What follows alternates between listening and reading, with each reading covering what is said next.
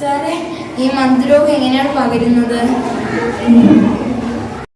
പ്രധാനമായും മനുഷ്യരിൽ നിന്ന് മനുഷ്യരിലേക്ക് പകരുന്നത് കൊതുകുകടിയിലൂടെയാണ്. മൺസിയോണിയം അല്ലെങ്കിൽ ക്യൂലെക്സ് എന്ന വിഭാഗത്തിൽപ്പെടുന്ന കൊതുകുകളാണ് കൂടുതലായിട്ട് മന്ത്രരോഗം പരത്തുന്നത്.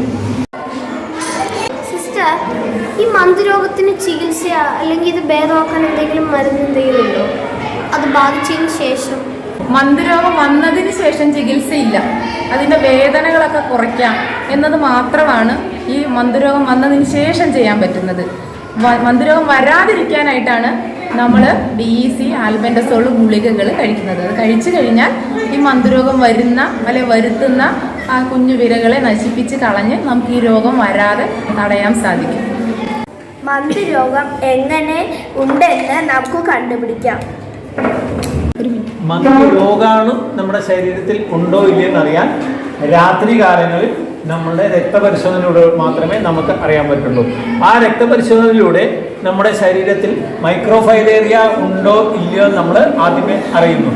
അതിനുശേഷം ഉണ്ട് എന്നുണ്ടെങ്കിൽ മാത്രമാണ് നമ്മൾ ഫലപ്രദമായ ചികിത്സയിലേക്ക് പോകുന്നത്. ഇപ്പോൾ നമുക്ക് മന്ത്രരോഗം വന്നാൽ നമ്മൾ എങ്ങനെ ഹാൻഡിൽ ചെയ്യും? MMDP ക്ലിനിക്കുകൾ വഴി അവർക്ക് നമ്മൾ ബക്കറ്റ്, സോപ്പ്, ടവല്, ഓയിൽമെന്റുകൾ, അതേപോലെ സോപ്പ് ഇതൊക്കെ കൊടുത്തുകൊണ്ട് അവരുടെ കാലുകളെ സംരക്ഷിച്ചു നിർത്തുക എന്നുള്ളതാണ് പിന്നീട് നമുക്ക് ചെയ്യാൻ പറ്റുന്നത്. അത് വൃത്തിയായിട്ട് സോപ്പിട്ട് കഴുകിയതിന് ശേഷം ചകിരിയൊന്നും ഒട്ടും ഉടയ്ക്കാതെ നല്ല മാർദ്ദവമായിട്ടുള്ള ടവൽ കൊണ്ട് ഒപ്പിയെടുത്തതിന് ശേഷം അതിൽ വല്ല മുറിവുകളുണ്ടെങ്കിൽ അതിൽ പറ്റാനുള്ള മരുന്ന് നമ്മൾ കൊടുത്തുകൊണ്ട് അവരെ ആശ്വസിപ്പിച്ച് വീട്ടിലെത്താൻ മാത്രമേ പറ്റുള്ളൂ.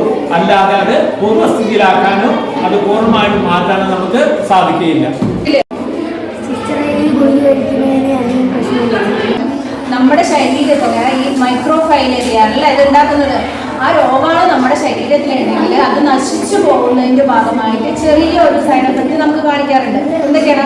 ചെറിയ പനിയോ ബോഡി പെയിനോ അല്ലെങ്കിൽ തലകറങ്ങോ ഛർദ്ദിക്കാൻ വരുന്ന പോലെയുള്ള ചെറിയ ബുദ്ധിമുട്ടുകൾ അത് നമുക്ക് ആ ഒരു ദിവസത്തിൽ തന്നെ മാറി നോർമൽ ആവുന്നതാണ് കേട്ടോ. നിങ്ങൾ മാത്രമല്ല വീട്ടിലുള്ള എല്ലാവരും കഴിപ്പിക്കുകയും വേണം. അപ്പൊ അങ്ങനെ